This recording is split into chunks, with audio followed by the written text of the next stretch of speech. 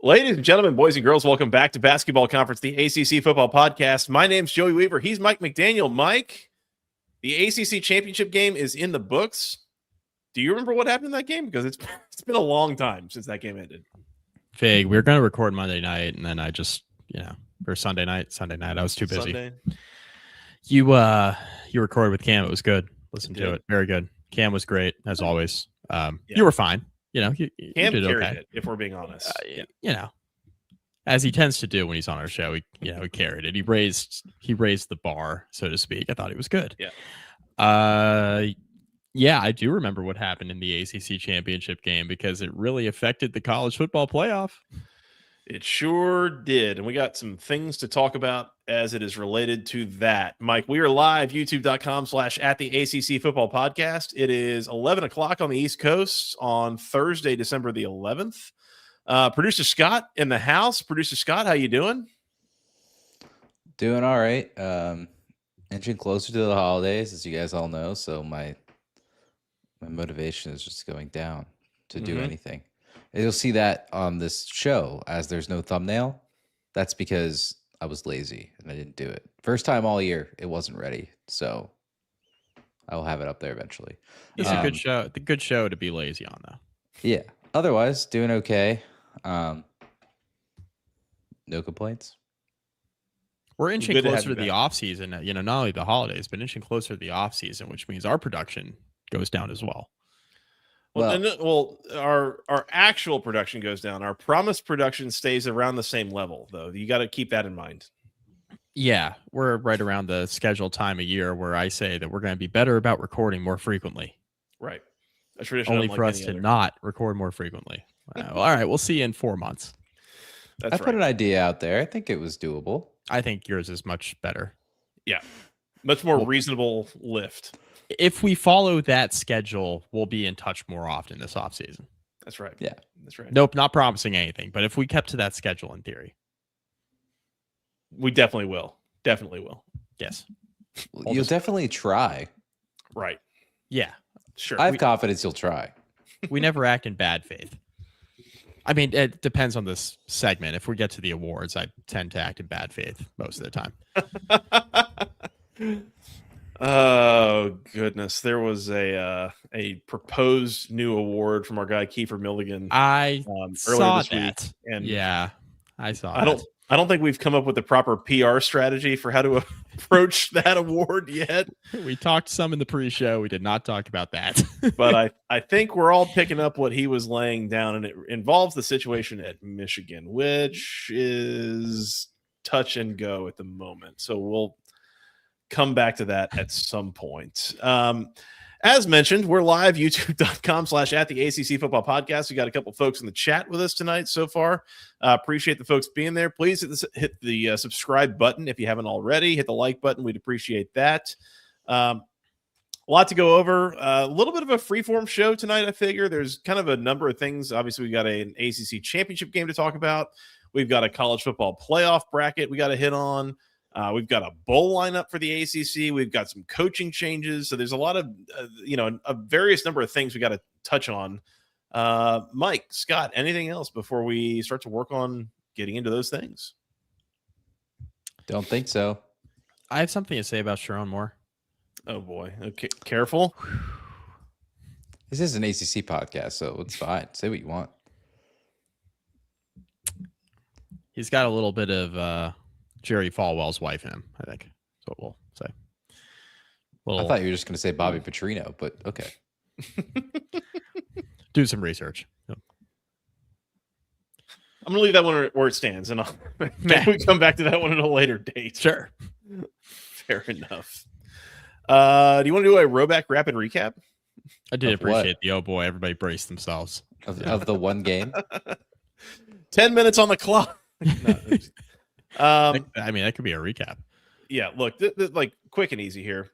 Use promo code GOACC20 at checkout for 20% off your first order, roback.com. All sorts of fantastic, high-quality athleisure wear, polos, hoodies, T-shirts, joggers, shorts, whatever you need.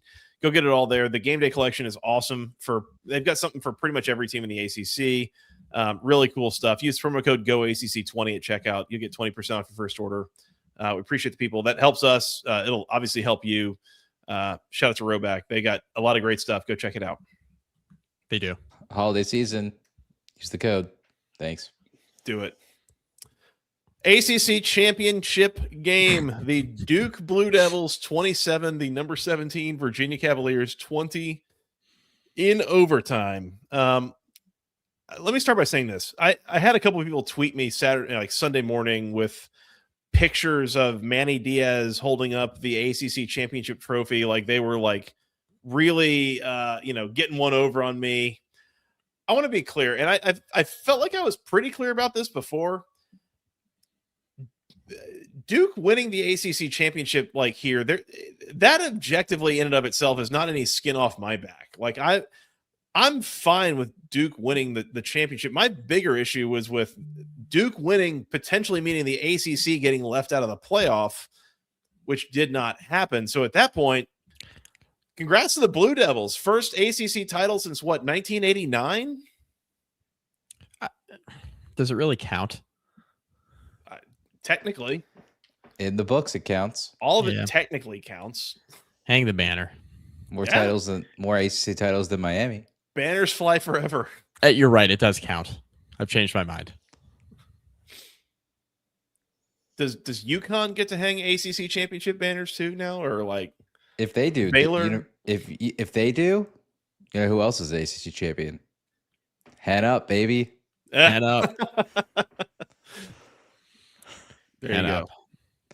I said Baylor. I don't know why I said Baylor. They're playing like the Foster Farms Bowl, aren't they, Scott, or something like that? Excuse you. It's the 68 Ventures Bowl. Okay, sorry. Okay, mistaken. Delaware.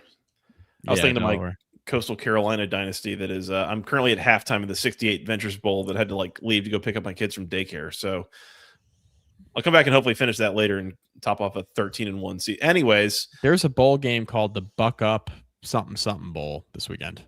Yep. Careful. I know. That came up in a content call this afternoon. And I was like, what up? No typos there. Yeah. So biggest takeaway from me from this game, and I don't know truthfully how fair it is necessarily, but like I felt like Duke outcoached Virginia in this game. Yeah. And there's a piece of me that thinks that Duke probably saw some things on the film going back to the first game that they played, 3 weeks earlier. Yep. Said, I think there's some opportunities to do this. They were harassing Chandler Morris and that Virginia offense in the backfield all night. And I really didn't feel like Virginia did a whole lot offensively to adjust and try to like slow down the pass rush and try to back off Duke's defense. To a certain degree on the other side, like I felt like Duke was finding some things that worked. And I just didn't think that Virginia made adjustments well in this game on either side of the ball. Duke got out to a lead and was able to kind of sit on it a little bit, and a late comeback effort. Virginia ties the game obviously late. That touchdown pass that Chandler Morris threw with under 30 seconds left, it was a little bit ambiguous to me from a rules standpoint of like, was that a legal receiver kind of situation after having stepped out of bounds? Not totally sure. It goes to overtime. I think Duke went for it on fourth down, if memory serves, in overtime from the 1 and got it. And then the first play from the bottom half of the first overtime, and Chandler Morris, they kind of ran a razzle-dazzle play, totally fine. But Chandler Morris throws it into double coverage where he probably should have just thrown it away, and it gets intercepted. That's your game. And just a number of instances there where I felt like Virginia got out-coached by Manny Diaz and that Duke staff here. Yeah, and I thought Duke's defense played reasonably well here too, a lot better than the first meeting where they kind of got shredded a little bit. They got torched in the run game, and Chandler Morris had a much better game a few weeks ago than he did in the conference title game. The whole thing about having to play, brought this up in the preview, but like having to play the same team twice in a season is tough. But the one thing I failed to mention is it's even tougher when you have to play them twice in a month, which is what happened here. So, you have that film. The team is really not all that different from the one that you just saw, right? So being able to pick some things up on film and feel like you have an advantage, right, in a way that you probably didn't going into that first matchup. I think probably played a role here. This was a much better defensive performance by Duke. That was my takeaway. I thought Virginia really, really struggled to move it, right? I mean, the first until half, the final drive. The first half, especially, like Duke gets out to a lead, holds on to it, right? They're leading at halftime, and then the second half really was a lot of the same from Duke's defense. Like Virginia had a lot of trouble moving it. And then, like Scott mentioned, until the final drive, they went right up the field, kind of out of nowhere. It was like, oh, okay. Like, here's the offensive success they really haven't had the entire game. This is weird. But then you get to overtime, right? Duke scores, and then it was a lot of kind of what we'd been seeing all night, right? Like Chandler Morris under pressure, making a throw he probably shouldn't have made. Like his stat line was not very good here. Duke had him in hell all night. The sack and tackle for loss line for Duke doesn't look all that impressive, but like Morris didn't trust what he was seeing the entire game. 21 of 40. Going into it, that line would have shocked me, right? Like, yeah. One of his worst games of the year, I think. With the way he'd been playing over the last month, too. Like, it really looked like the Virginia offense was starting to hum. I thought he was playing the best football he had played really since like late September, early October. He looked healthy. He looked like he'd been playing better. But yeah, this was a step in the wrong direction at a really, really bad time. So, yeah, I thought, obviously Virginia's had a really good year, right? You go 10-2 going into a conference title game. You have the appearance in Charlotte, but this has to sour things, right? I mean, this is a team you had just played, you had just beaten really handily, and then to come out and play the way you did in this game, in this spot, with a chance to go to a college football playoff on the line, and to just kind of lay an egg here against a Duke team that's been pretty mediocre all year, like very up and down. And this is one of Duke's best showings defensively. I thought offensively they were okay, right? I thought Virginia's defense did a good job slowing down Duke's running game, right? I thought really made Darian Mensah throw it here, but he was efficient throwing the football. Like there was no issues with him in terms of efficiency all night throwing it. But they really struggled to run it, and then despite that, offensively had a lot more success than Virginia did here, and that's got to be disheartening if you're a Cavaliers fan, considering how the season went. Yeah, some missed opportunities here for Virginia too. I mean, they missed a field goal on their opening drive. You had a turnover on downs well into field goal territory, like kind of on the edge of the red zone.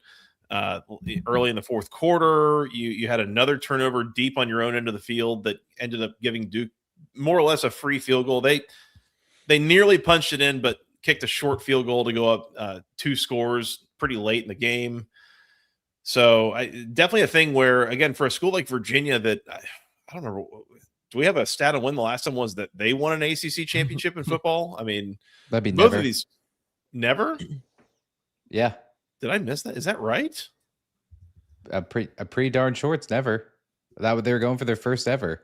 I would have guessed that Duke was never, but it was late 80s apparently. I'm double checking this. Is that real? Is that right? I'm pretty sure it's never. Wow. That's okay. That's wild. Anyway, okay. So I'm sorry, Virginia fans, because I'm not. I mean, well, yeah, not shocking. Sorry, Chris Grondin, we love you. Yeah. Banana Slug, all the guys. Devin Hamilton. Devin Hamilton. Yeah. This is one of those that is just, again, it's very easy to sit with it and think that, man, there were some missed opportunities here for Virginia. I did think that Duke played a pretty clean game. I mean, just the one turnover, which honestly quite good for them. Well, this season is gone. They've had a number of games that were very turnover ridden, but they took care of the ball. And I think just, tough to beat the same team twice. And Duke took advantage of some of their opportunities a little bit better. So I hate it for Virginia. I hate it for their fans. But congrats to Duke. Got that trophy. Really, Joe, you called it about midway through the third quarter. You said there's going to be some weird ACC referee BS that happens. And on that final touchdown, that dude 100% ran out of bounds on his own willpower. No, he got pushed.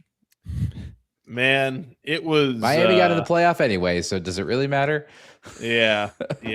And that was where I was like, wait, what's the rule here? Like, I don't know if he was pushed out. Like, I think the referee threw his hat, and I was like, okay, well, that tells me something. But I guess if you get both feet back inbounds, establish yourself again. Like, man, I thought that was a valid review to spend 4 or 5 minutes on trying to decide, what's going to happen. And honestly, I kind of, again, it's been 5 days now, but like, I'm trying to remember, I don't feel like the broadcast did a great job of showing us the right angles to really definitively say. Well, they didn't, because like they didn't really review it. They just were like, yeah, it's confirmed. They moved on from it very quickly on the broadcast. Yeah. The dude ran out of bounds. Which I will say, forced out of bounds. They were like hand fighting at most. Like, the call you've seen on, like, most of the time you see it on like a punt return, and the dude's like running like hell deep in the sideline. The gunner is running behind the second string defense or whatever that's standing over there, like waiting to come in. Yeah.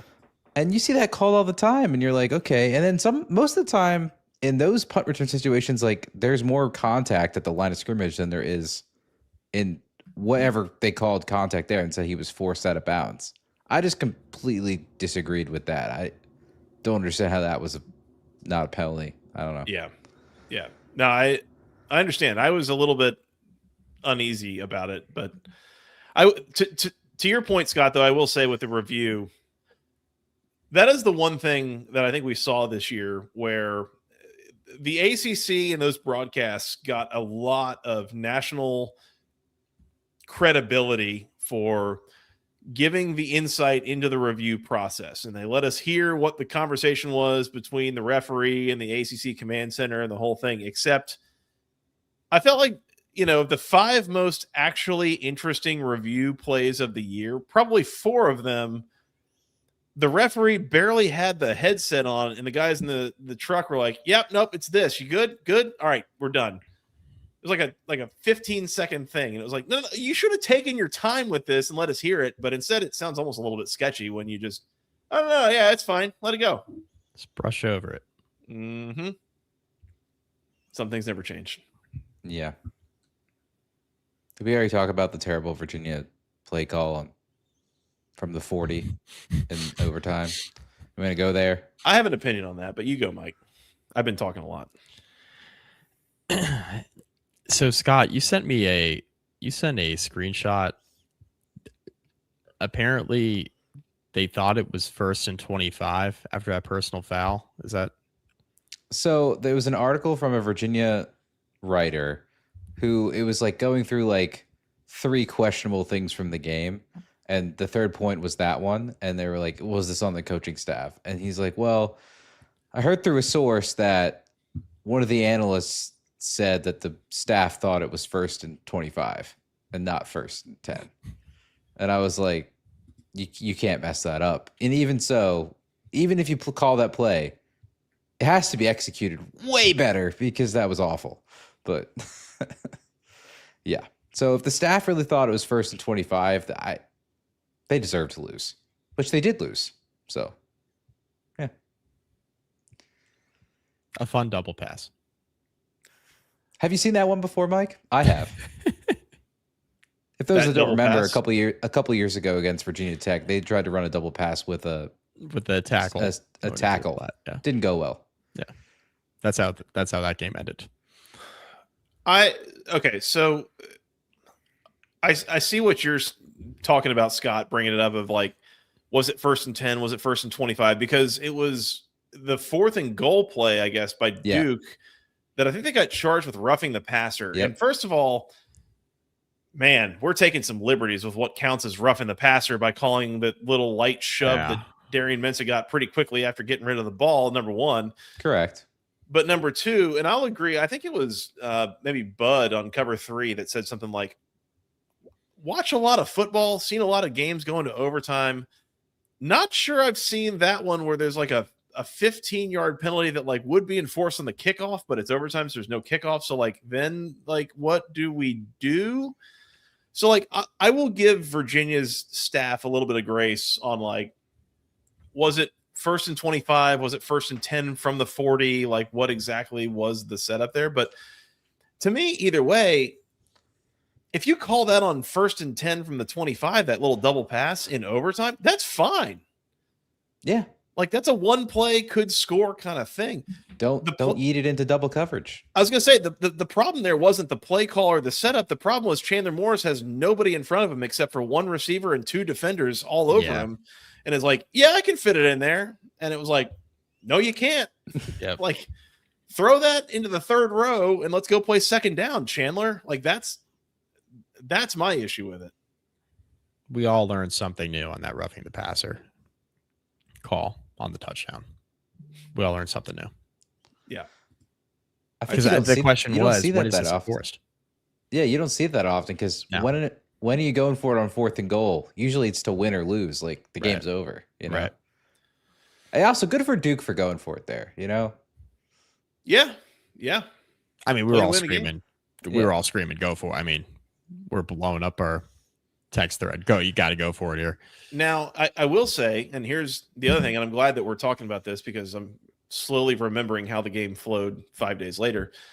I was also yelling, go for it, when Virginia scored the touchdown with 25 seconds left, saying, go for 2, try to win the game here. Don't, Not without this game, not without the game went. Like, you've been trailing the whole time. You've been coming, I know, but you feel like you have the better team. Like, yeah. And it's to go to the conference title game when you're the 10-2 team to win the championship. Like that's, to go to the playoff. Yeah, like, exactly. That's what I meant. Sorry. To go to a playoff, like you're 10-2, you're in the conference title game. Like, yeah, that's to win a league title and go to the playoff. Are you going for 2 there on like an all for nothing play when you are the 10-2 team? Now I will say, like, they were playing like the team that was 7-5 all night. Yeah. So they were chasing. I don't know. Did Virginia ever lead in this game? I don't think they did. No. Not sure. No. Don't think so. No, they never did. So yeah, it's real shame. Real shame. This is one of those things, and again, it's always super easy to play Monday morning quarterback on these things, but at the end of the day, evening quarterback even. Well, but I'll iterate. It's like they went to commercial or whatever, and I was saying at the moment, go for it. Like you've scored 10 points in the final 5 minutes of this game to try to tie it, or 9 points. An extra point would tie it. Just go for 2 and try to win the game and get this over with. But anyways, we're pretty consistent about that. I feel like with most games that come down to it at the very end. So yeah, we're lockstep on the rule. I just feel like they're the better team. So it's like, what are you doing? Last thing I will bring out is, Scott, you mentioned that article that had some questions on, did the staff know, was it 1st and 10, 1st and 25? Yeah. The other thing that they brought up in that article from a coaching, understanding the situation standpoint is a thing that it's easy to forget about at this point, but we talked about at the time, that game where they beat Florida State on that Friday night, and that was in double overtime. Let us not forget that Virginia scored a touchdown in the top of the second overtime period. And I believe they sent the PAT unit out. When you can't kick the PAT there, you got to go for 2. Was there a penalty or was there like an injury? There was something that saved them. Nothing. They just said, okay. Nothing. Or delay a game. Refs just told them you can't do that. It's like, you can't do that.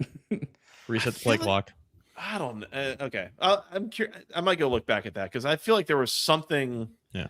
Yeah, there was something there that saved them from like coaching blunder of the year level categories of just understand how the rules in overtime work, please. So this one, again, is a little bit of a nuanced thing that I'm fine with, but kind of goes with the theme of being outcoached. And we had some requests for the Mickey Mouse theme to come back out that we I don't know that we can. I don't know how bad producer Scott wants to relocate the Spotify and the iTunes feeds and all that again, but the Mickey Mouse theme might have applied for this game. Maybe. Just maybe. Oh, we got to. Sorry. Trying to cover it up in my voice. 3 seconds. Bots can't know. Bots can't know. Anything else? Fastest 3 seconds. In the West. Pew pew. Pew pew. Anything else in the ACC championship game? No. Virginia is not awesome. Not last weekend. They weren't. They were kind of ass, actually. Just a little bit. Just a little bit. Hey, they're going to the Gator Bowl, I think. Well, we'll get to that. We'll talk to that later. But what's funny is you asked that. I genuinely don't know. I got to pull this up like as we're doing this. So, But no. I've been prepping for this for 5 days now. Trust me. Yeah, I believe you. Duke 27, number 17, Virginia 20 in overtime. Duke's first ACC championship since 1989 and first ACC championship since Miami joined the ACC. Congratulations to Manny Diaz. A conference champion at Duke. That's and just a conference champion, which, for Miami will happen sooner than later, as I'm told. Maybe. That haven't yet. I just got to say, it will be kind of funny if they win a national championship before winning the ACC. That would just be hilarious. That would be pretty funny.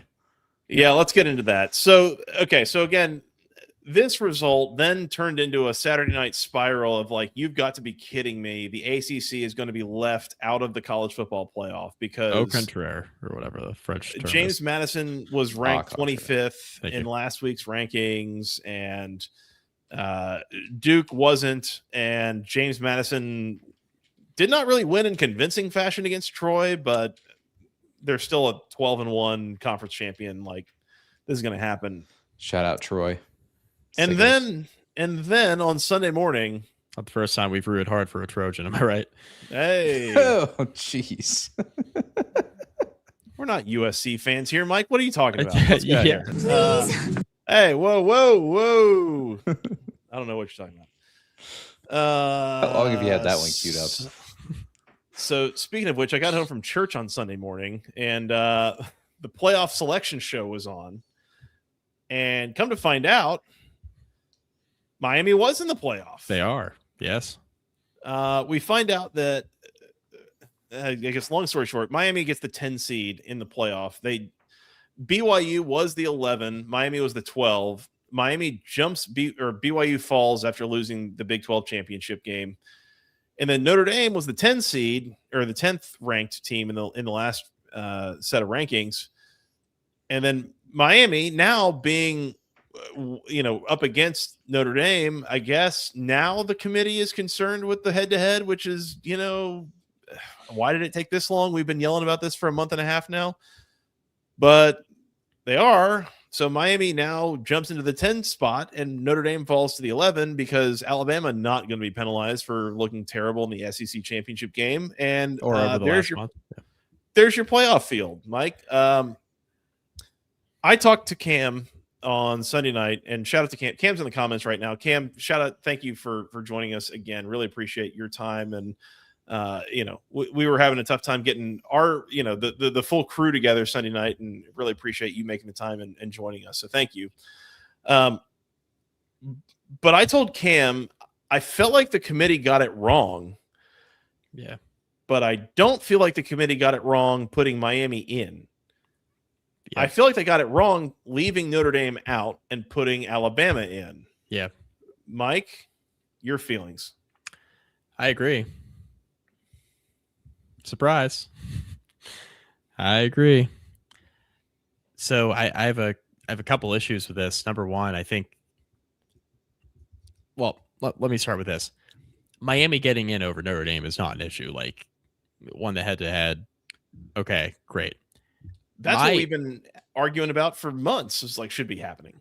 Right. And I mentioned on the show a few podcasts ago, like, I was getting behind the idea of Notre Dame getting in over Miami because Notre Dame was ranked so much higher. They were like 4 or 5 spots higher. And I'm like, you know what? Like, they're beating everybody by 1,000. Like, they have a Heisman contender at running back. They're obviously like a very good team. Okay. Like if that's how it's going to be, okay. But by the same token, the committee did this to themselves, right? Like they do this whole thing about, oh, we're going to evaluate the head-to-head now, which is totally arbitrary, right? They're like, oh, we're going to evaluate the head-to-head now because they're both ranked next to each other. Like somebody else is making the rankings.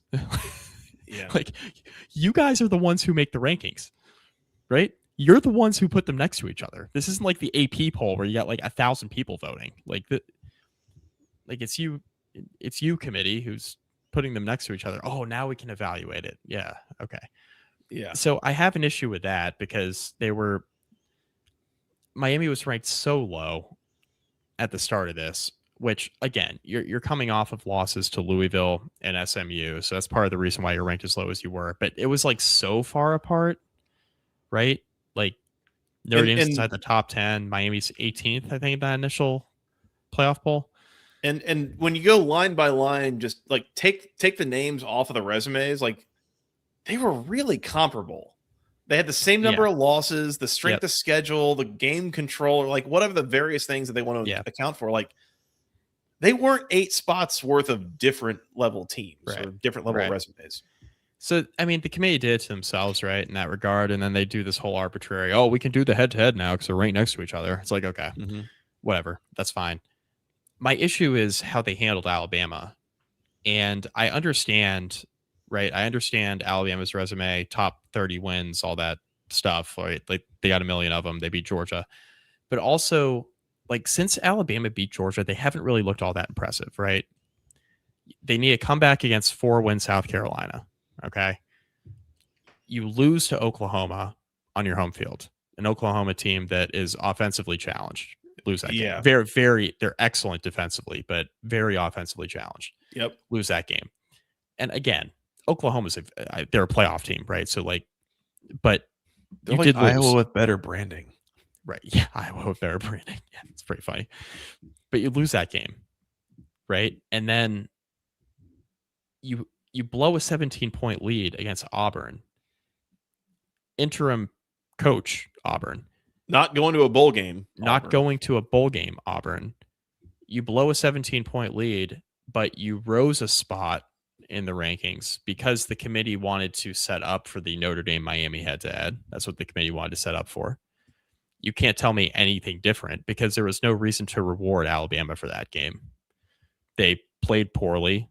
Oh, but they looked really good the first half. They played a poor final 2.5 quarters, and they were very lucky to win that game.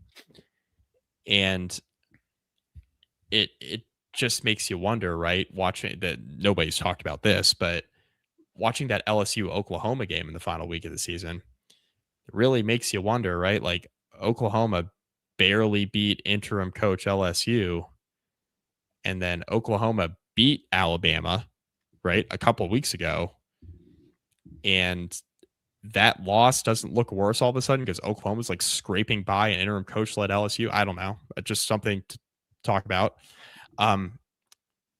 Alabama jumps in the rankings jumps a spot, leaps Notre Dame. Notre Dame beat the piss out of Stanford.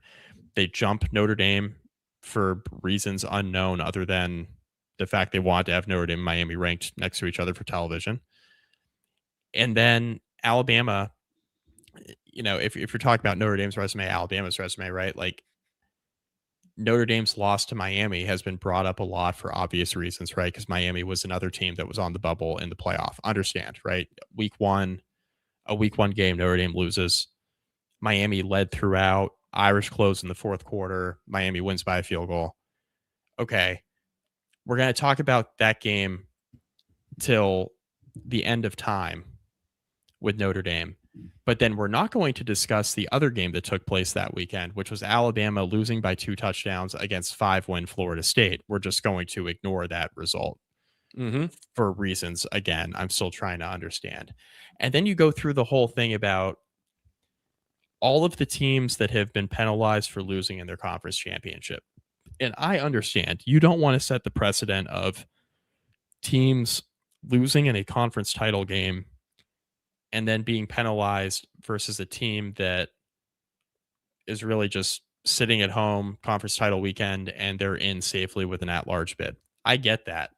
But also, if the conference title games don't have any ramifications whatsoever for the loser, especially if the loser is on the bubble for the college football playoff, why are we playing the games? Why are we playing them? Right? Because I can understand, right? Like BYU dropped. They lost. So BYU wasn't in the field. They were just outside the field, but then they dropped for losing. Ohio State lost by a field goal to Indiana. They dropped, right? Like go down the list, right? BYU drops, losing to Texas Tech. Obviously Virginia was outside of, they're the bottom half of the top 25 for the college football playoff, but they obviously dropped for losing to Duke.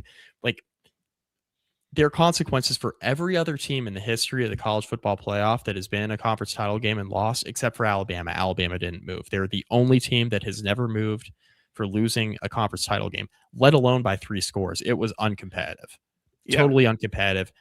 Negative yards rushing. You guys have heard all the arguments by now, and I'm just rehashing everything you've already heard.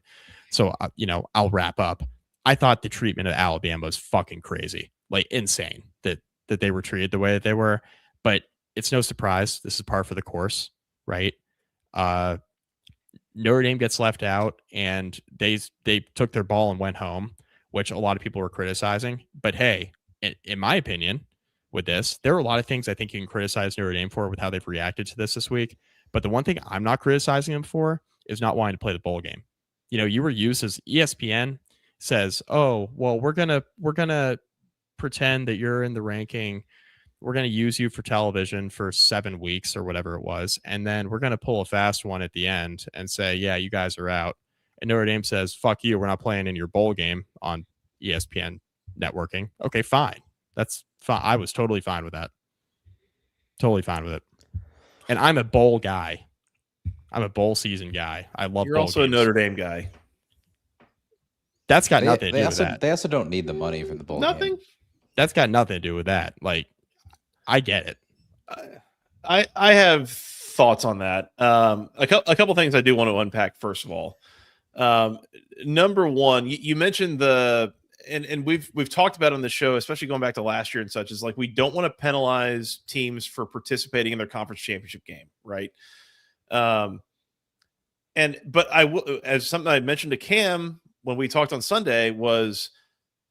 And yet, we were in the middle of the third quarter last year in the ACC championship game when SMU is getting their asses handed to them by Clemson, saying this might cost SMU a playoff berth because it was a team that was not like definitively like without, like bulletproof resume, like in the playoff kind of thing that was in the conference championship game getting drubbed. Like, you've got like a team that's kind of on the fringes that is looking bad. And that's like your final data point. And the thing I tweeted out is I really loved what Dan Rubenstein from the Solid Verbal has said for years about when you get to this point of the year and you're a potential playoff team and you're playing against other potential playoff teams and you get beat. And in this case, I'm going to say you get beat pretty bad. Tells me you're not a playoff team. Like, if you can't even hang in this game against a relative playoff team, why would I put you in the playoff? Against a team you already beat, by the way. Yeah, you beat them and you're getting smoked. Like also, non-sack adjusted, negative rushing yards. You didn't score in the first 3 quarters of that game. Like, destroyed. Go ahead, Scott. I just wanted to point out that SMU last year was getting drubbed. They only ended up losing by 3 points. Like, they didn't come back. And that's if you didn't say that, I'm sorry. If you already said that, I'm sorry. I didn't, but you're correct. That's the difference, and that's the reason we stopped saying that was because SMU had a furious comeback in the final 20 minutes of that game, and Clemson, and it was tied. Clemson had to kick like a walk-off field goal, if I'm not mistaken, to break the tie and win that game. Right, 56-yarder at the gun. Yes, so that's where that difference was if SMU had lost that game by 24 points, I wouldn't have been upset if they didn't make the playoff because that's how this goes. But the fact that Alabama was like uncompetitive in that game, despite the fact that they'd already beaten that Georgia team, but like you're the 9 the 9th ranked team in the rankings. You're supposedly, going to be the 9 seed, and you are uncompetitive in a conference championship game like that. Sorry. It should have been Miami at the 9 and Notre Dame at the 10, which, by the way, would have solved a couple of other probably unrelated problems. But and Alabama shouldn't have rematch been problems. Alabama, right. You could have made the argument, right? This goes back to the committee doing it to themselves. There are plenty of arguments out there, resume based, right? Alabama should have been ranked ahead of Notre Dame the entire time.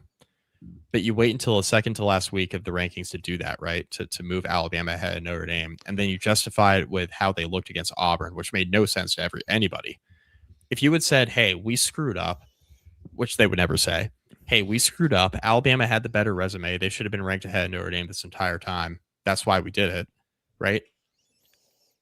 It would obviously call into question how intelligent the committee is, but you would take that answer more than them coming out and like saying to your face on national television, oh, they looked impressive against Auburn, when all of us watched the Auburn game.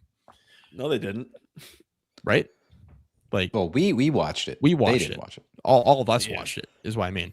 Right? Yeah. So like Alabama should have been like, if you're talking about how Alabama played over the last month, right, and where they were sitting relative to Notre Dame, Alabama should have been ranked 10th. They should have never moved ahead of Notre Dame, right, with how they had been doing the rankings. Should have never moved ahead of Notre Dame in the final week of the regular season. They should have been sitting 10, and then when you lose by 3 touchdowns, you should have been out of the playoff, is how that should have worked. Yep. But they should have done a few different things differently. They should have ranked Miami closer to Notre Dame from the start. Then nobody would be complaining about, oh, you wait until last week to do the head-to-head. Yeah. You shouldn't have had them like 10 or 11 spots apart or whatever it was. And you probably should have had Alabama ranked ahead of Notre Dame much earlier than you did. That would have solved several problems with the optics of this thing. Optically, This looks horrible. Resume-based, Alabama's resume gets them in. Miami's resume gets them in. It's close enough to Notre Dame, and you own the head-to-head. Like, okay, like resume-based, totally fine. So, like, did they get it right? Probably. Like the resume, from a resume standpoint, they got it right, I think. But like the optics are really bad. How the committee handled it was really bad. How Alabama played over the last month was like not very impressive. So it wasn't. Would it shock you if Alabama lost? Like we just talked about how hard it is to beat a team twice, right? I mean, Alabama just showed you that, right? By beating Georgia and then getting drubbed. It's hard to beat the same team twice. Well, now Alabama's got to play Oklahoma again. And now you're going on the road, right? You lost that game at home. Now you got to go on the road to do it in the playoff. Like, it's hard to beat the same team twice, but like, would it shock anybody if Alabama lost that game? Probably not, right? Like, I don't know. I mean, if I'm not mistaken, the SP Plus like projected win expectancy for Alabama in the first round of that game was like 80% or something. Like, there was some turnover, special teams nonsense that happened there that propelled Oklahoma to a 3-point win on the road. Like, right. Does that happen again? Probably not, but who's to say? Couple of thoughts here, by the way, the Notre Dame of it all. And this has to be talked about. So, like, number one, rejecting a bowl bid, I don't inherently agree that was the right thing to do. And some of this is the timing and the way that it all shook out was, I mean, this was what, Sunday afternoon. Was it Sunday that? Yeah, it would have been, because all the bowl, Sunday. I mean, they announced the playoff bracket, and then within like 4 hours, we basically had the bowl lineup. Mm-hmm. And so we're supposed to believe that, like, well, the team got together and had a well-reasoned, level-headed discussion, and they all voted and they agreed, we don't want to play in the bowl game, where we're going to probably get a nice swag bag. We get a trip to, in theory, it was going to be Orlando. They were going to go to the Pop-Tarts Bowl.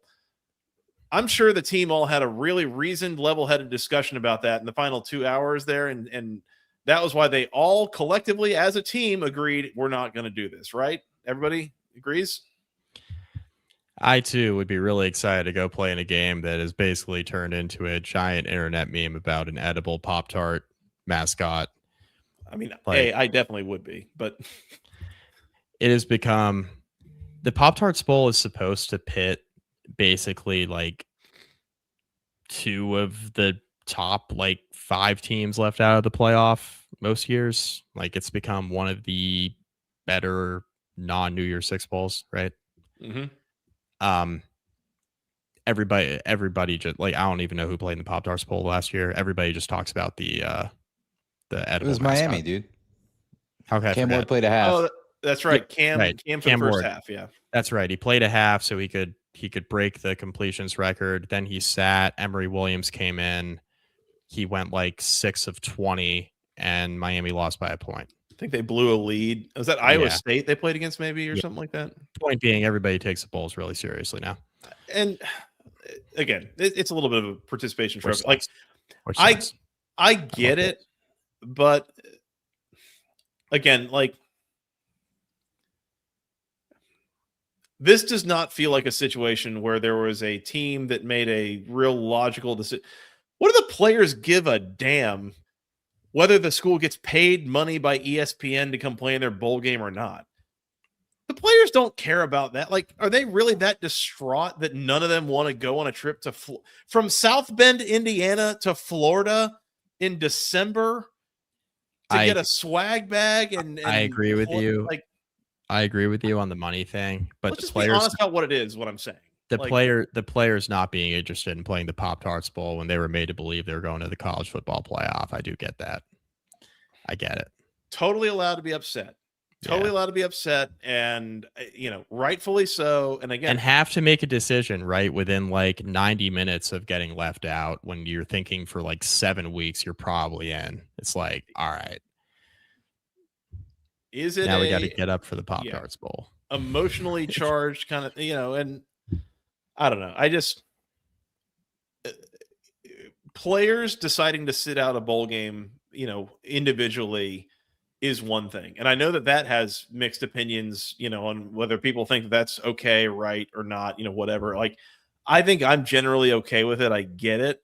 An entire team saying no is, man, that's a hell of a precedent. And we're like not even 10 years away from the initial precedent of Christian McCaffrey saying, I'm not going to play the bowl game. And it's like, what? Like, one player isn't going to play in one bowl game, and now it's like a rampant thing, and all of a sudden we got a whole team sitting out of them, and I don't know, man. It's a dangerous precedent.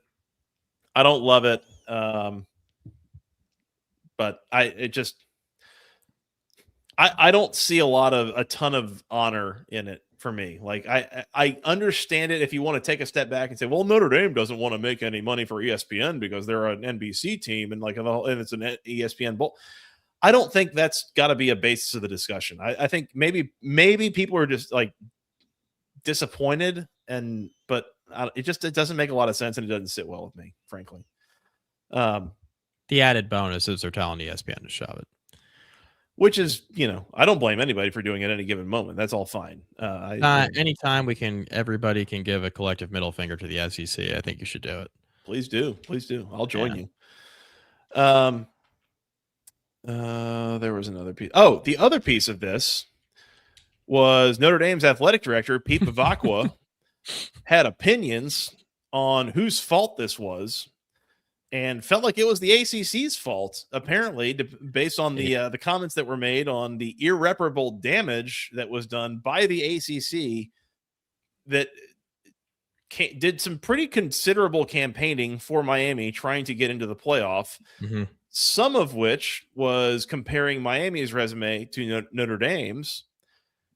Others was comparing Miami's resume to BYU and Vanderbilt and other, Alabama and like other teams that were kind of in that, that general range.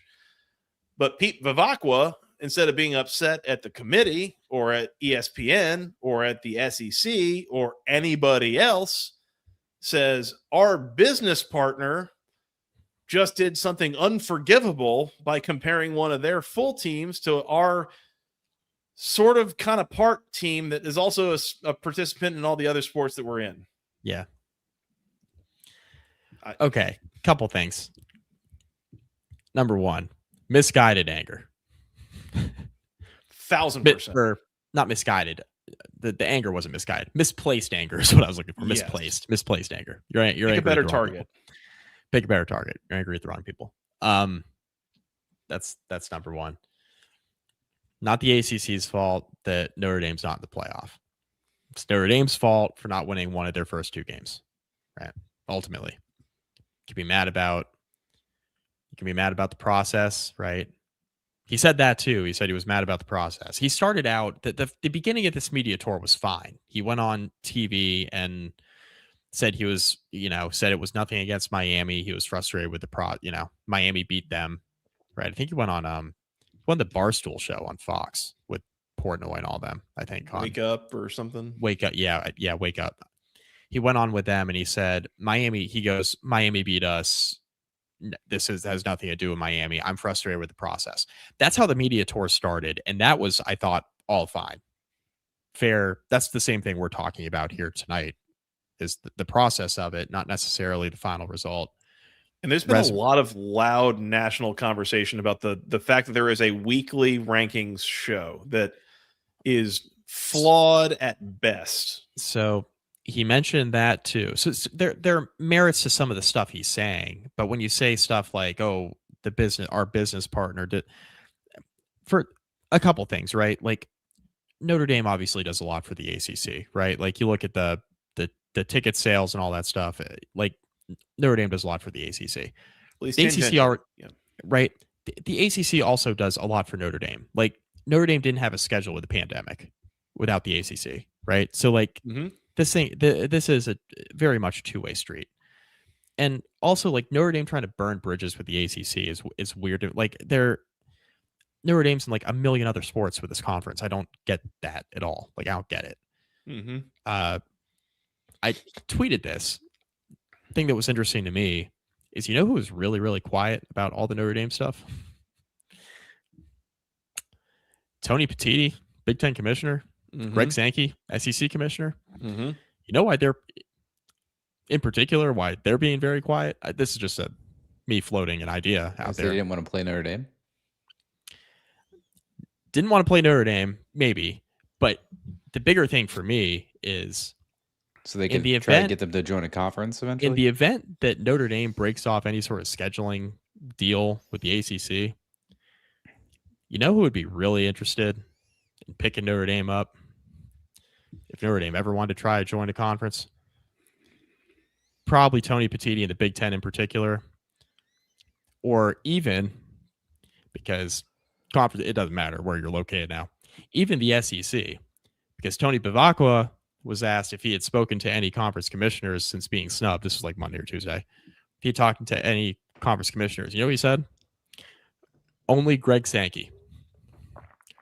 Huh. Okay. Sure. Can we do the Brian Windhurst meme? Yeah. Why is that? Which I put in my tweet, by the way. I did. Do we have a I did. I really did. I'll send it to you. I believe you. Hold on. Anyway. Hold on. We've got a sound. You said it was Greg Sankey? Was. Yeah. No, I know. The guy sucks. I agree. Please continue.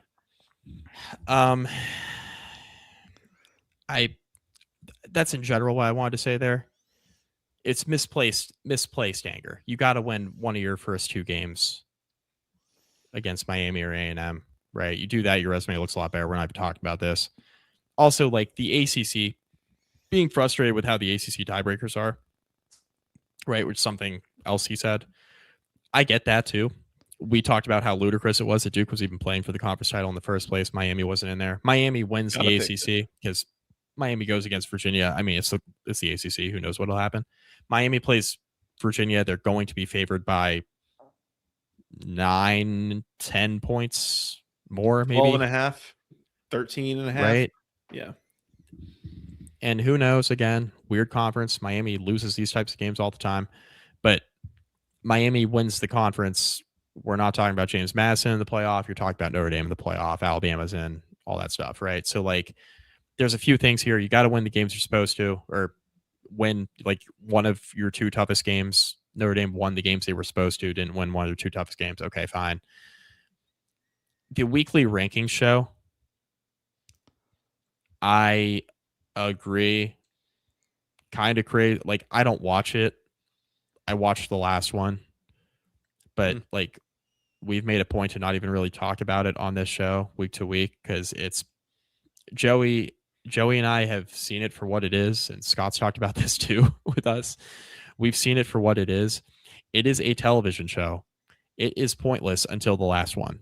Yeah.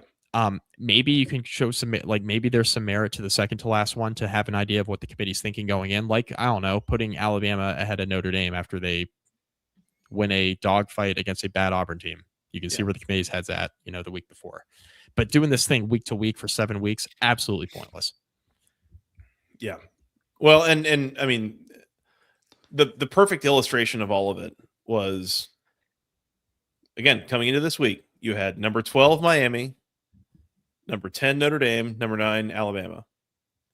Number 9 Alabama loses, doesn't move. Number 12 Miami doesn't play. Yep. Jumps up to number 10 over what is now number 11 Notre Dame. Yep. Who also didn't play. Right. I don't know what clearer, like, in like single week evidence there could be to point out just how and flawed is a really nice word for what we're trying to actually describe. I think it is a wildly flawed process. So all to say, Notre Dame, you're completely allowed to be mad. I think they got it wrong. I think Notre Dame should be in. By the way, there was some other analysis that I heard or saw that I think Notre Dame would be favored over at least 8 of the 12 teams in the playoff on a neutral field. Like, Notre Dame has a legit shot. If they had been in the field, they had a legit shot at winning a national title. But they're not in for various, flawed process / political reasons. And they lost 2 games. They should have. Yeah, they did. One of they the 2 did. At least. Yeah, and there's something to that. And the one thing I will say is, Notre Dame wants to gripe about the schedule that the ACC is giving them every year and how it's weakening their argument because we're playing Wake Forest and Boston College and I don't know, like Duke and take your pick of whoever the hell. Okay, so you know what? Cancel the scheduling agreement. Remember that Syracuse game? Yeah. I mean, you played Syracuse, the whole thing. Okay, fine. Billion. Tell you what, Notre Dame, Pete Bavacqua, you're right. You're too good for the ACC. Cancel that scheduling agreement. You know who's on your schedule now? New Mexico, Delaware. Sorry, Scott.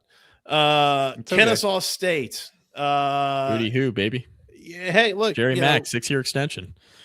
These conferences going to nine conference games means you're now down that many more non-conference game opportunities.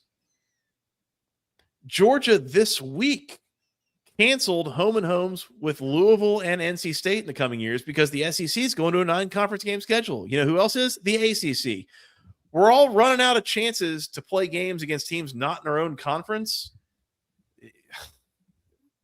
You think you're going to get better scheduling opportunities by not playing against the ACC in 5 of your 12 games every year? Good luck.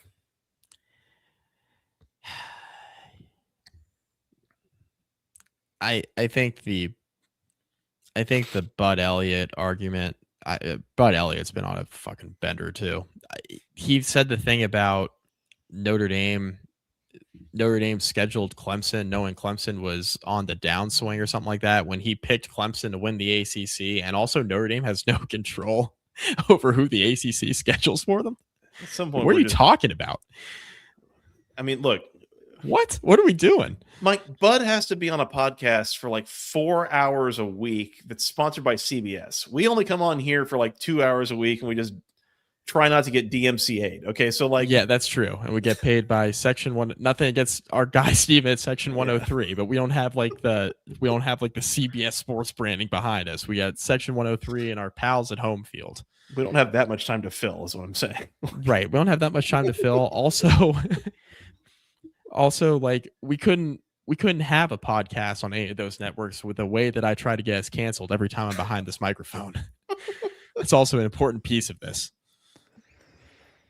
That's why we have great sponsors like Steven at Section 103, Home Field Apparel, Rowback. Keeping us afloat. Yes, keeping us financially incentivized to do this podcast. That's right. Speaking of which, we've got to get to in a minute. Is there anything else you want to talk about on the playoff bracket before we get into the bowl lineup and other various news? We're an hour in. Seems like it's now or never, right? I just had one thing. Sure, Scott. It's a yes or no if you've seen this. So I was scrolling the X, the Everything app. Everything's happening on X. It's called Twitter. Yeah, I was on that app. I was on that app, and hooty hoo. I saw a clip of a supposed caller who is a Pop-Tarts Bowl rep who said that he overheard his boss on the phone with Jack Swarbrick saying before the rankings came out that he guaranteed an ACC team was in the playoff. So when the Pop-Tarts Bowl and they got denied, Notre Dame denied them, apparently their projections or something were like 50-something million with Notre Dame and now way less without them. So the Pop-Tarts Bowl people are upset. Rightly so, whatever. I was just going to wonder if you saw that. In the past 20 minutes, I've tried to find it. I think it's been scrubbed from the internet, which makes me think it's credible. I did not see the audio. Hear the audio? Hear the audio. About to say, what drugs are you taking? I don't know what that was. Be on drugs, I guess. I smell noises right now. I smell noise, yeah. I did see that referenced on the internet, yes. Okay. I hadn't seen or heard anything about that for the record, but it does bring up the one conspiracy theory that I mentioned to Cam the other night that I hadn't gotten your take on, Mike, that I meant to. My conspiracy theory here is part of the reason that Miami makes the playoff is because Virginia lost, specifically to ensure that the ACC had a team in to avoid whatever conference apocalypse situation would happen afterwards. You bet. Which is to say that if Virginia had won the game Saturday night, Miami would not be in the playoff. I think there is a greater than 50% chance that would be the case. I think there might be some legs to that. That's a thought. That's a thought that actually my mom had. Shout out Eileen. McDaniel. My mom, a bigger Notre Dame fan than I even. Oh yeah, she was very upset, Mike. Very upset. Full disclosure, family info. Mike's mom, who is my mother-in-law, was hanging out with my wife, her daughter, when that all happened. They get back to my house, and his mom turns to me and goes, "What happened?" And I'm like, "I don't know, Eileen." I got a call from my mom on Sunday afternoon at like 2:00, right after the rankings came out. And she says, "Are you busy?" I said, "No." I said, "Well," I'm waiting. I was like, I'm waiting to take Noah to like a Santa thing. I'm like, "No, I'm folding laundry." She's like, "Can you believe they got left out?" And she goes down the whole thing. Hilarious you mentioned that timing because that is the exact moment she left my house. Mm-hmm.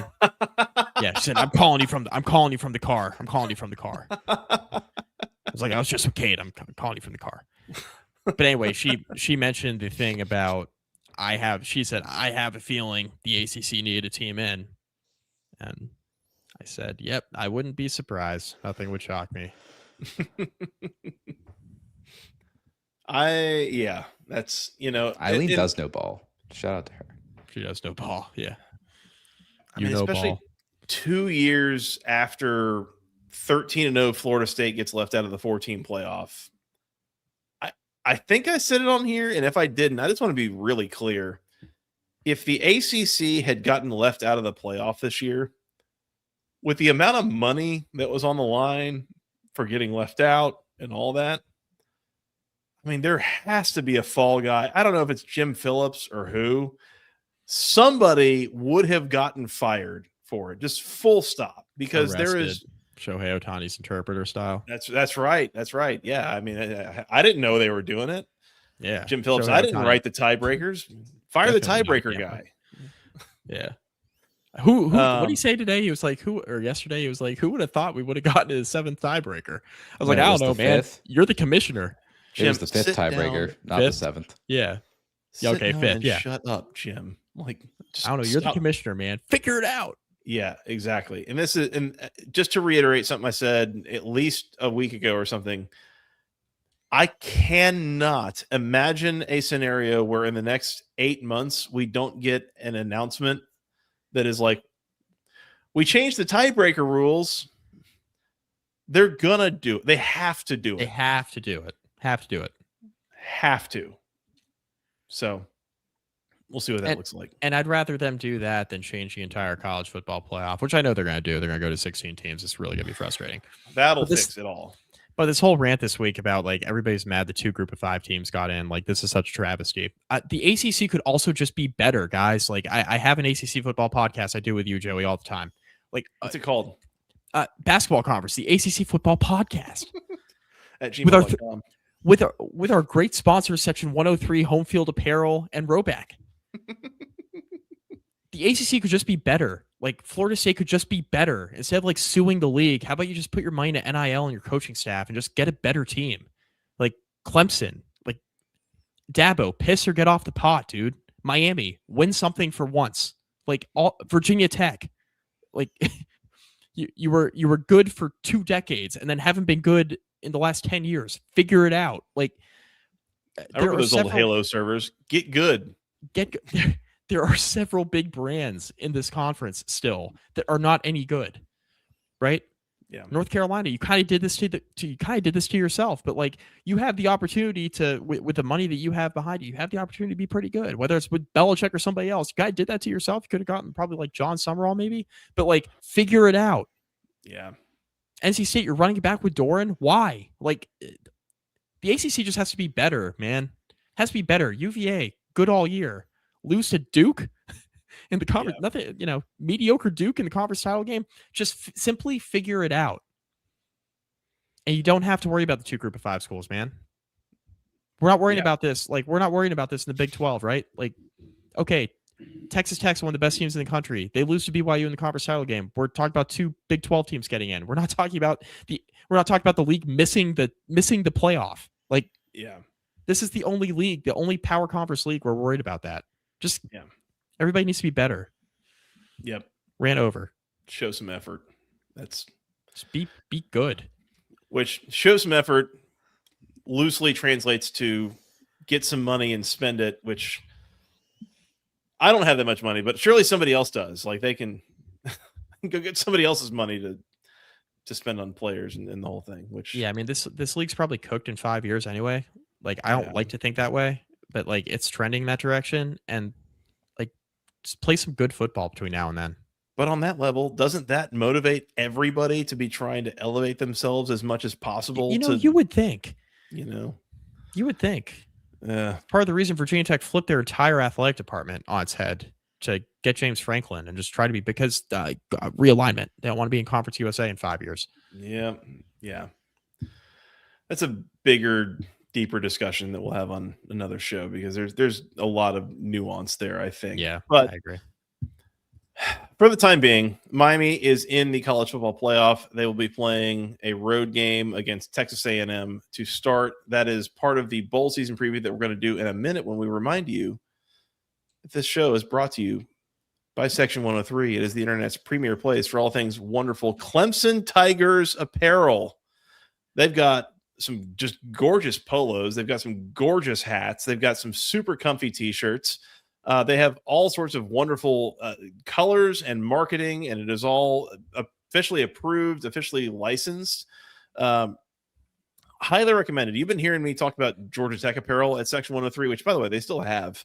But Clemson apparel is all equally as good, equally as licensed. The official colors, the official word marks. Highly recommended. They've got some shirts with the official Howard's Rock logo on there. They've got the Clemson blue cheese logo on there, which truthfully, I don't know that much about, but I'm told is a Clemson tradition. Somebody please tell me what's going on there. So please let me know. Highly recommend it all. Use promo code GOACC at checkout for 10% off your first order at section103.com. All sorts of wonderful Clemson apparel. And by the way, while we're talking about Section 103, shout out to Steven and congrats They launched South Florida apparel today. Oh, the Bulls. Another school in the Section 103 family launched today. They got some really cool stuff for the Bulls. Go check it out. Also, obviously, Georgia Tech apparel, Georgia Southern, Kennesaw State, LSU. Lots of great stuff. Still probably some time. I'm not going to commit for Stephen for sure, but I'm just going to say probably time to get your stuff by Christmas. Go check it all out. Section103.com. Use promo code GOACC at checkout for 10% off your first order. Appreciate Stephen and the gang for their support. Appreciate you all for using the promo code and supporting Stephen's small business as you support our small podcast, I guess. I don't know. Regular size podcast. It's becoming a larger business. I'm not talking about our podcast. I'm talking about Section 103. Yeah, that's right. That's right. We're lucky that Stephen's still interested in us, frankly. But yeah, I mean, I've given him a lot of reasons not to be. Tough but fair. Should we get into the bowl lineup for the ACC, Mike? We shall. Let's do this. We have I haven't even counted. Let's see. 1, 2, 3, 4, 5, 6, 7, 11? 8, 9, 10, 11 bowl games plus whatever happens for Miami after their first round game. Thankfully we have a little bit of runway here, so we're going to just kind of go over the lineup and maybe give some initial quick thoughts on each game, and then we'll come back and preview these probably in a couple of batches. Yep. Just kind of keep the content coming here over the next couple of weeks as we get through the holidays and all that. The first bowl game that we have on the schedule here, Mike, is the Union Home Mortgage Gasparilla Bowl. That is going to be Friday, December the 19th at 2:30 p.m. on ESPN. I kind of hate this as a mid-afternoon game. I prefer it as like a early evening, like 5:30 kind of start, but that's fine. The NC State Wolfpack. Whoa. That Friday? Yeah. Ain't nobody going to be working at 2:30. Which, tough but fair also. Yeah. Oh, yeah. Wait a minute. No way. Agree. American corporate production is not at an all-time high at 2:30. No. I mean, this week is kind of a fake work week. Friday before Christmas. That's right. NC State taking on the Memphis Tigers. Early line here. NC State a 5.5 point favorite. Totals 57.5. Memphis, I think, without a coach here because Silverfield went to Arkansas. If I'm remembering right. Charles Huff, right? That's right. Bang. Oh man, I missed that after They 1 year at Southern Miss. And okay, all right. Blake Anderson just got promoted from Southern Miss OC to head coach. I didn't realize that's where he was. Yeah, that's why. I mean, that's where he went after getting fired from Utah State for trying to self-investigate a domestic violence situation involving one of his players and the girlfriend. That is a violation of Title IX. That got him in a lot of trouble. So that's why he got fired last summer at Utah State. Found himself at Southern Miss. Just got promoted to head coach. Well, that's pretty vague, Mike. I wish you could be more specific than that, but it's. Anyways, I like Blake Anderson though, so I hope it works out for him. I don't know if I would want to lay 5.5 with NC State here, but again, Memphis, who knows where they're at with. We'll talk about it next week. Not a coach. Yeah, we'll get to that next week. I will say though that should be probably like a fun watch, good matchup kind of TV show for those interested in tuning in with nothing else going on that afternoon. Hypothetically, agree. We'll have to dig into any of the opt-outs or something that's happening. Yeah, we're gonna need a roadmap for that. Yeah, who the hell knows? The next morning, Saturday. By the way, that's actually kind of a minor lead-in to the first playoff game that'll be that night. That is Bama. It's Bama, Oklahoma. Is that Friday night? Yeah. So just go ahead and just fire up your TV and just leave it on ESPN that night. Yeah. And then Saturday at noon on ABC and ESPN, I'm guessing there's some like alternate broadcast kind of situation. The number 10 Miami Hurricanes on the road at Kyle Field here in College Station, Texas, taking on the Texas A&M Aggies. A&M a minor 3.5 point favorite here. This figures to be a banger of a game where I kind of feel like, one or two plays might really decide this. This could go any direction for me. The best first round playoff game on paper. Yeah. Yeah. And probably better than any of the ones we had last year. Yeah. Yeah. Arizona State, Texas. Was that the second round? No, that was the quarterfinal. Okay.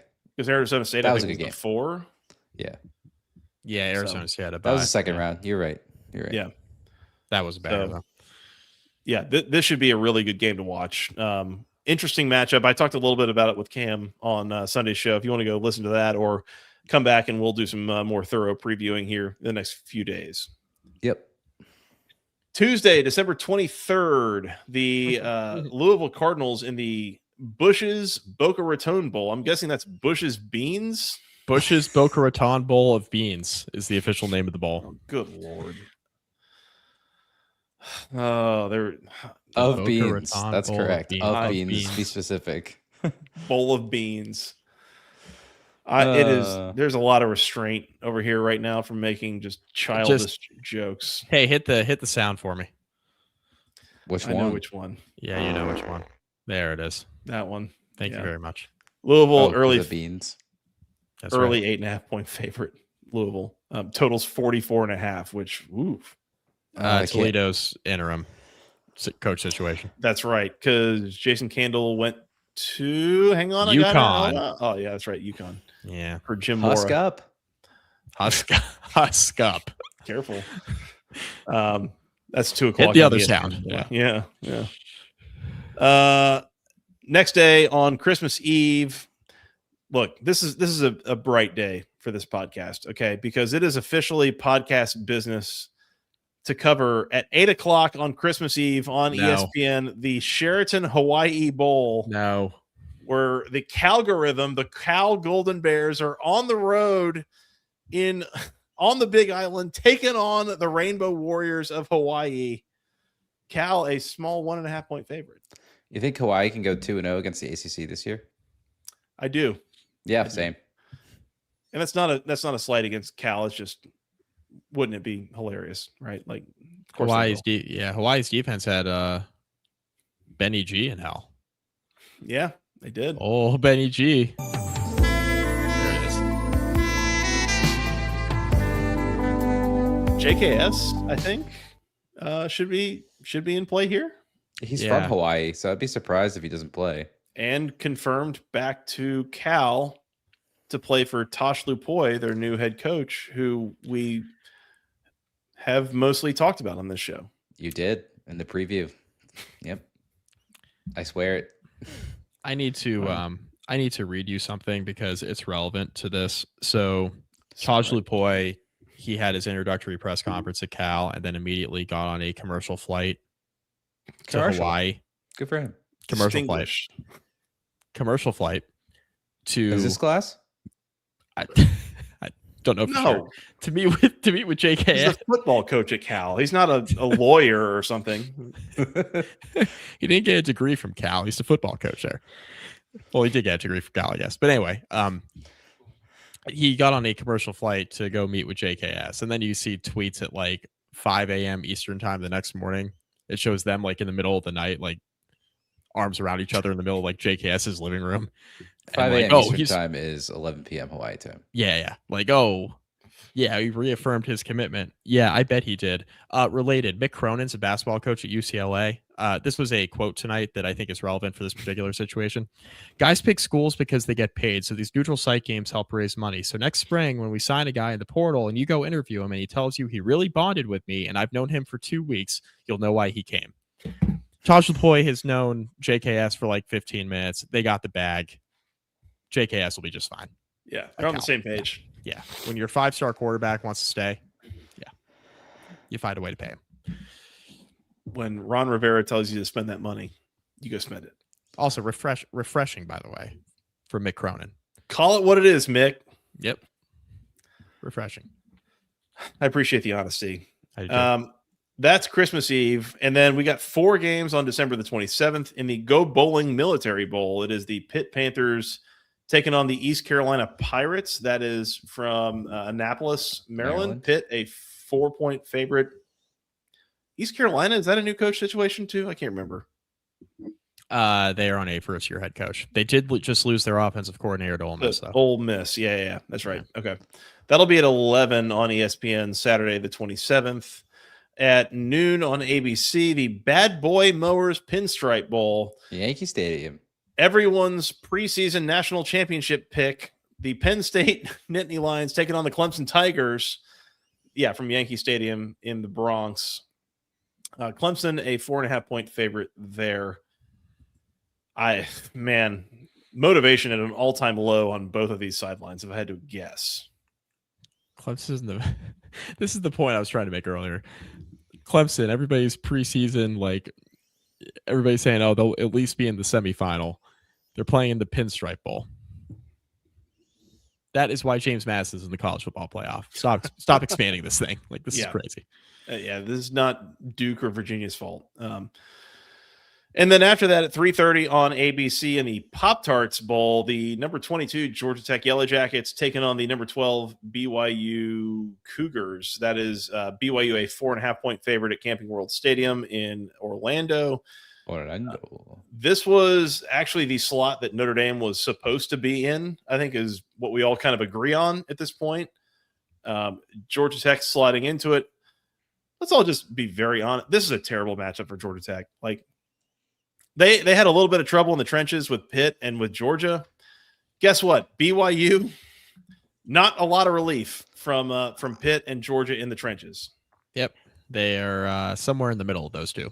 So yeah. Now I will say, and last thing I'll say because I don't want to go like too far on this, but these two coaches, Brent Key, Kalani Sitake, early returns on these interviews preceding the bowl game and such. There might be like a budding bromance here because these two dudes, a little bit simpatico and like how they see the world and how they see football and how they see Pop-Tarts. Apparently, they're both strawberry Pop-Tart guys, it turns out. So, more on that later. Maybe they'll start at each end of the edible Pop-Tart and meet in the middle. Okay, careful, Lady and the Tramp over here. I mean, it is on a Disney Channel, so who knows? 7:30 on ABC, the Tax Slayer. Tax Slayer Gator Bowl. That is the number 19 Virginia Cavaliers taking on the Missouri Tigers. Holy bad matchup, Virginia. In Jacksonville. I think Missouri could cook them. Oh my God. Holy bad matchup, Batman.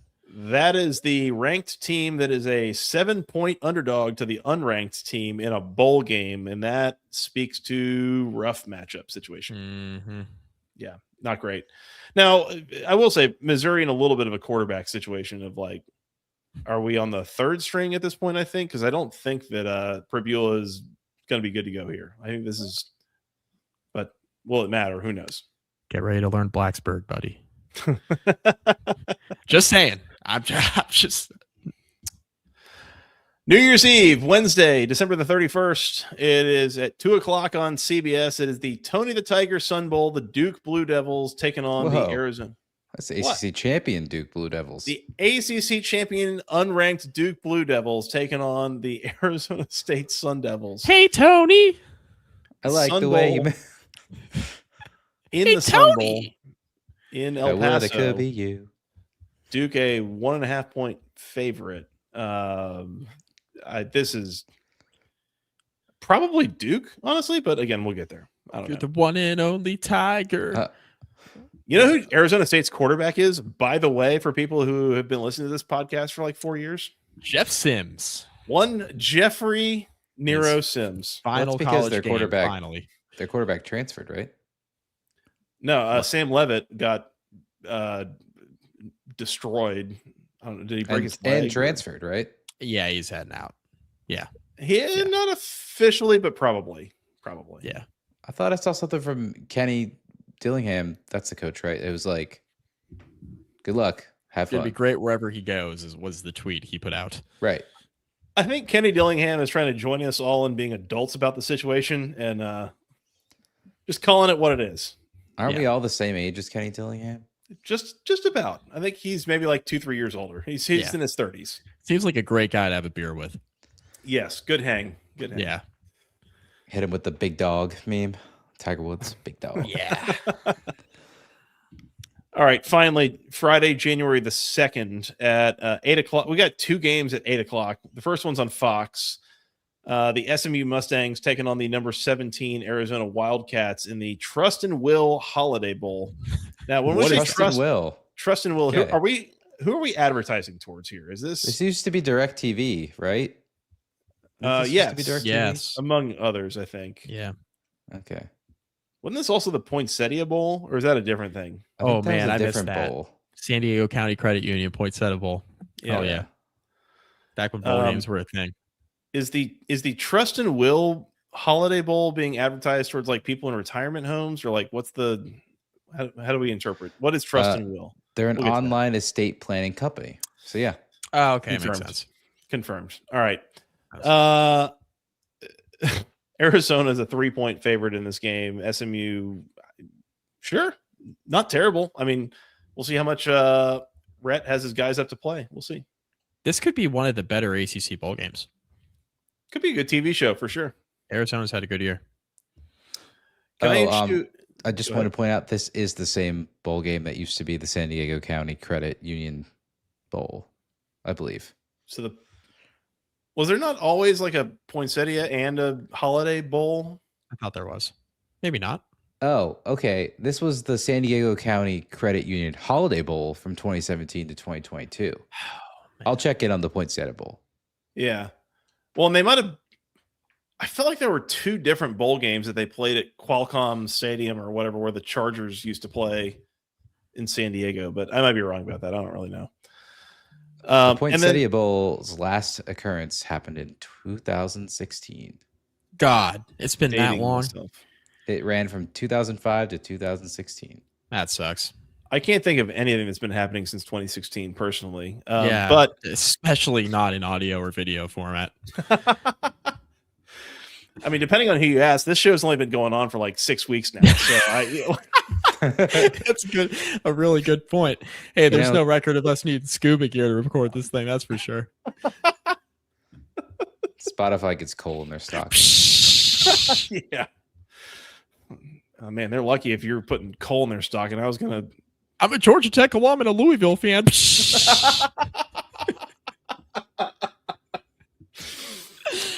He's a Virginia Tech alum and a Notre Dame fan. Personally, I was thinking about taking Spotify's stocking in with me on the morning walk with the dog tomorrow and just see what I can find to put in there. But yeah, you had to stream us on LimeWire back in the day. I don't even think Spotify was a thing yet. Morpheus or whatever. Yeah. God. How did you get your music onto your iTunes? What did you burn your CDs with? Yeah. Anyways, we're previewing bowl games on Napster, baby. All right, last one. Also on Friday, January the 2nd, 8:00 ESPN, the Dukes Mayo Bowl. The Wake Forest Steamin' Deeks take it on the Mississippi State Bulldogs. Mississippi State, a 2.5-point favorite. I have no idea what's going to happen in this game, but I feel like it's also going to be really good TV. And I kind of hate that both of these games are going to be happening at the same time because I feel like both of them will be a lot of fun to watch. We can watch both of them. Multi-view. We can. Well, it kind of depends. A lot of faith in YouTube TV these days. I was going to say, you allowing us to stream ESPN and Fox at the same time is a real question. They will on that day. I forgot to tell you. I don't even remember what exactly it was, but it was Thanksgiving morning.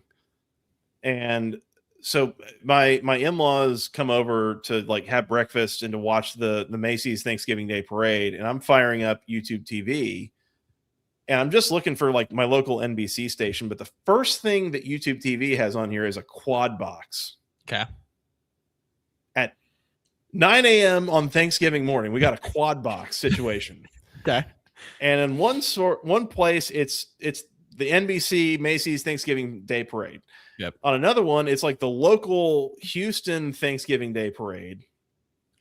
Up here, it's like NFL pregame show, something on Fox. Okay. And then down here, it's like some B League U18 Slovakia versus Poland like soccer game. And I was like, the hell what do you think I'm trying to do this morning, YouTube? just in case you needed your fix. I'm trying to get in the mood and also cash a parlay here or something. Like what? Let's check in on Slovakia. What was this? Insane. So anyways, nothing like firing up the the old turkey, you're air frying your turkey and firing on a little bit of Slovakian soccer. Youth Eastern European national U18. soccer. It's like, what the hell is this? Anyways, all right, so that's your ACC bowl lineup. We're an hour and a half in. Do we? There's assistant stuff that we can talk about, but yeah, let's not do that now. All right, we'll do it another time.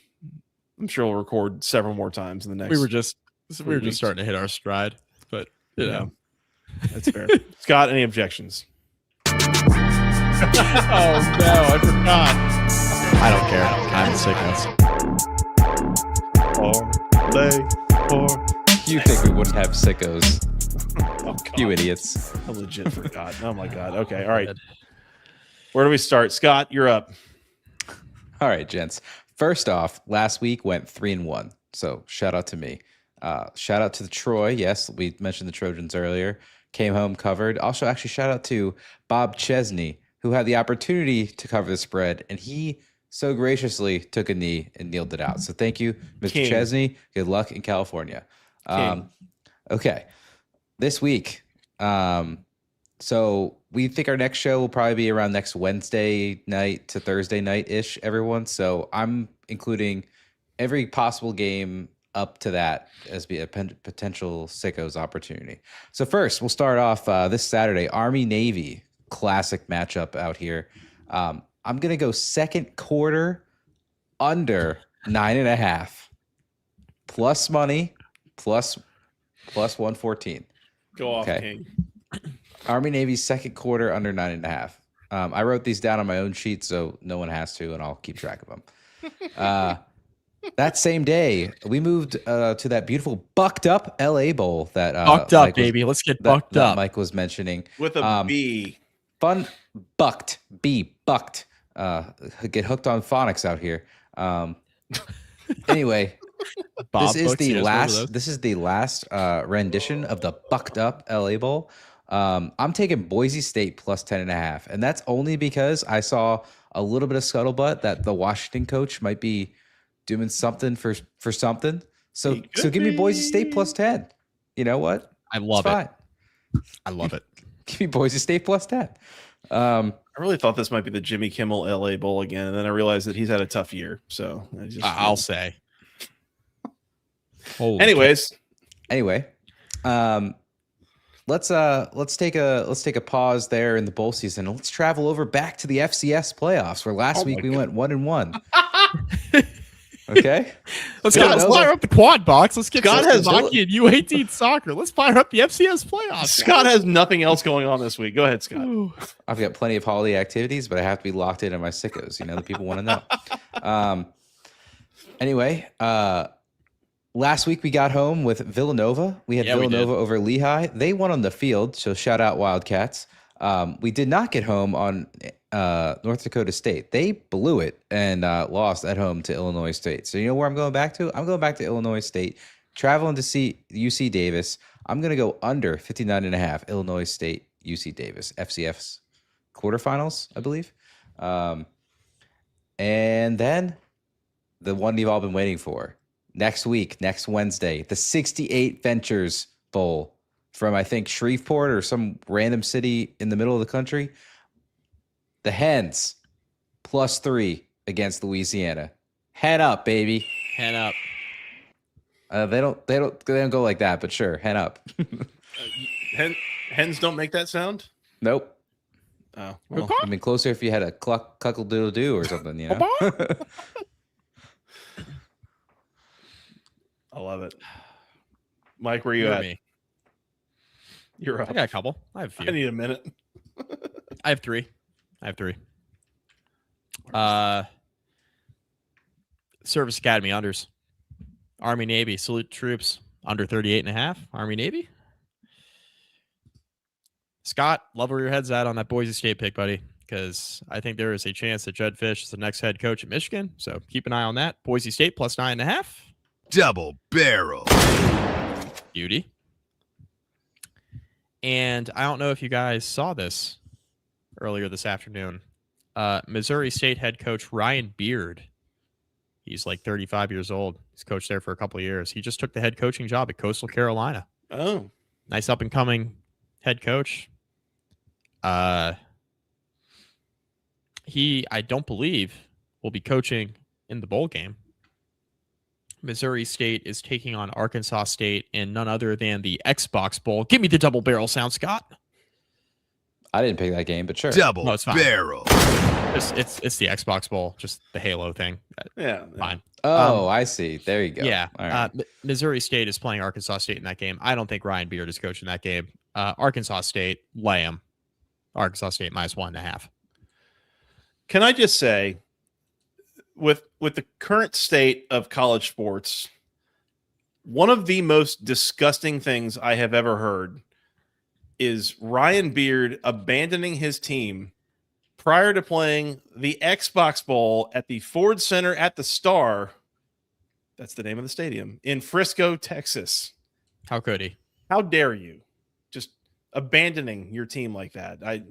How could you? You could have put this game on in a quad box on Thanksgiving, and I would have believed you.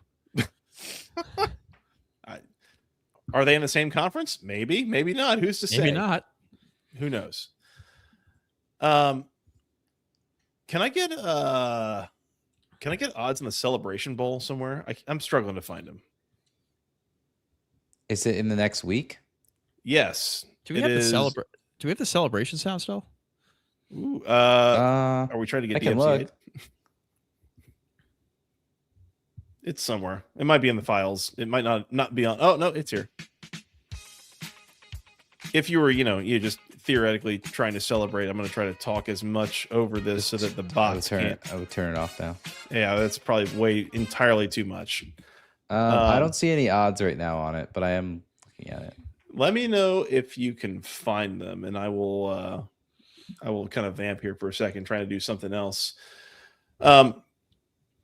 What I will say, interesting matchup here: Troy and Jacksonville State in the IS4S Saluta Veterans Bowl, because that is a team from Mobile and a team from Jacksonville, Alabama, playing in Montgomery, Alabama.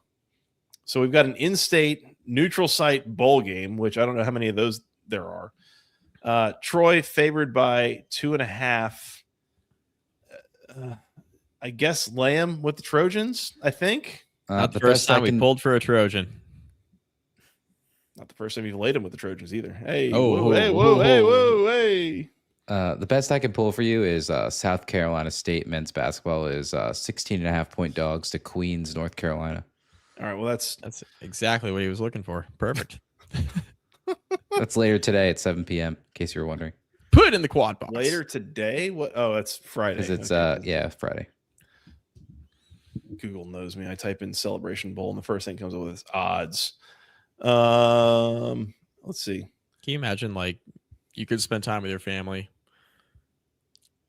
or you can bet on a game involving Queens University in Charlotte, North Carolina?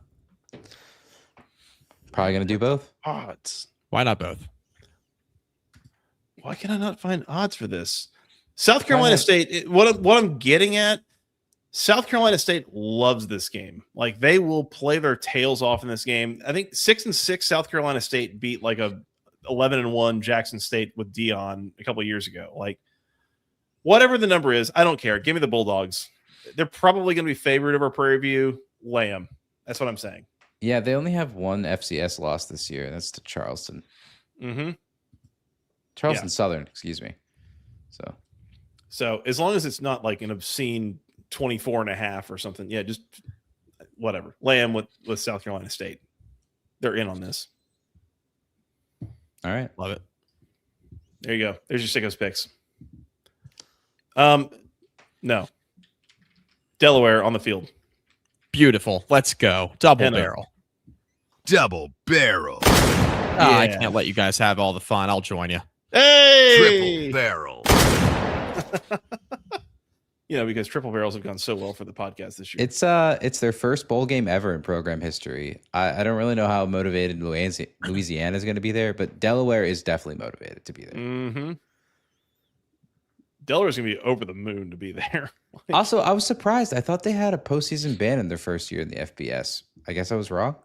Was that last year? Maybe. No, last year was their last year in the FCS. No. They did. They got there because of potentially bringing it full circle. Notre Dame dropping out, and several 5 and 7 teams not being interested in doing. No, I don't. Yeah, you say that, but I don't know if that's the case of why they got invited. But I'll look it up. Yeah, please look it up because I think there was some technicality where multiple teams declined bids and they got in over the APR bowl bid teams or something. So I don't remember exactly what it is, but yeah, look it up. You can tell us either later on this show or next show because we're pretty much done here. All right, quick podcast tonight, guys. Good job.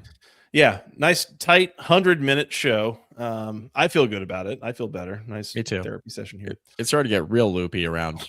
Okay, I think you were right. They were ineligible to win the CUSA championship if they were that good, but looks like you were correct.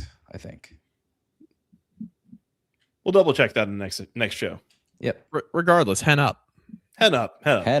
I'm feeling henny, Mike. I did enjoy that text this afternoon. Big Blue Hens fan over here coming up with new supporting catchphrases. Anyways, we've got other things to talk about. We'll talk about them later. Y'all want to work on getting out of here? Let's do it. We're on youtube.com/@the ACC Football Podcast. We've been live here for a solid hour and a half now. Hit the subscribe button if you haven't already. Hit the bell icon. You'll be notified when we're going to go live next. We're going to come back here in a few days and preview probably the first half of the ACC's bowl season. So keep it tuned here.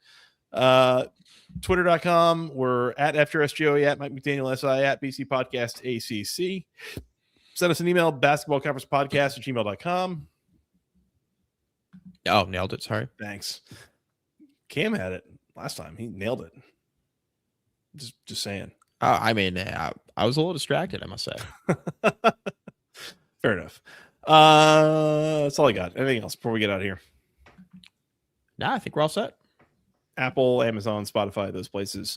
Yes. Want to come back and preview first half of the ACC's bowl season? I do. Let's do it.